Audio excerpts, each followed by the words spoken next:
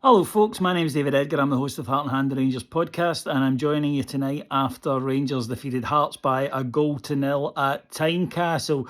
Oh, they put us through it tonight. We couldn't finish our dinner for large parts of that game. A game that really should have been done inside 50 minutes, but in the end, only 1-0 in a nervy last few minutes. Look, I'll always take a victory at Tynecastle. It's one of those away grounds that's traditionally tough for us.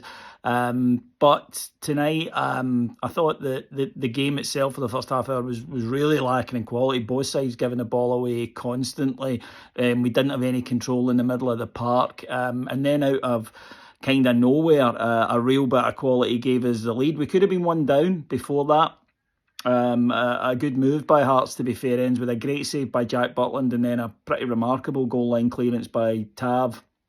And he then compounds that, if you like, by a brilliant bit of play. Rangers playing out from the back. Tav plays a 1-2 with Ross McCausland, drives forward, plays a great through ball. I mean, really shades of Todd Cantwell's at the weekend for Abdallah Sima. Really intelligent run from him, stays onside, gets there and slides it under Xander Clark for 1-0.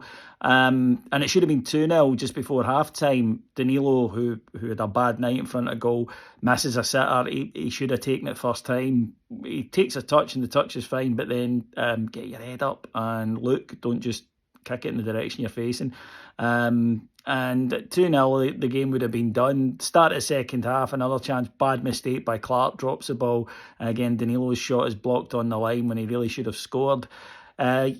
You know what it's like in any football match. When you miss chance after chance, you're waiting on the sucker punch, and we just kept missing. Even Sima spread too. He's missed a couple. Ridvan's had, after a Clark save's parried out to him, he's got to put it away and he doesn't.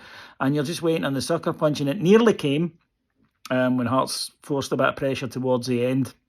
But luckily, we've got a very good goalkeeper. We've got a proper Rangers goalkeeper. Maybe doesn't have a lot to do in the game, but when he does, he's called upon. And Jack makes a tremendous save and keeps us in.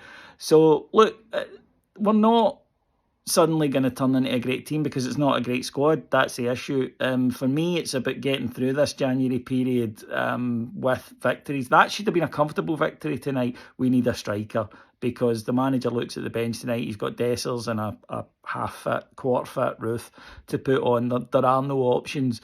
You need to persevere with Danilo, who's... I'll take comfort in the fact that he's getting into the positions and strikers can miss chances, but obviously you don't want it to continue. And it's the fine margins, because that tonight should have been a comfortable 3-0 after an hour and Rangers, getting ready for the game of the weekend, and instead we're having to play right up into injury time to get the victory. But like I say, you can't sit as I do and say, well, I don't think this is a great squad, but then expect them to be great. That there's a fallacy. It doesn't add up.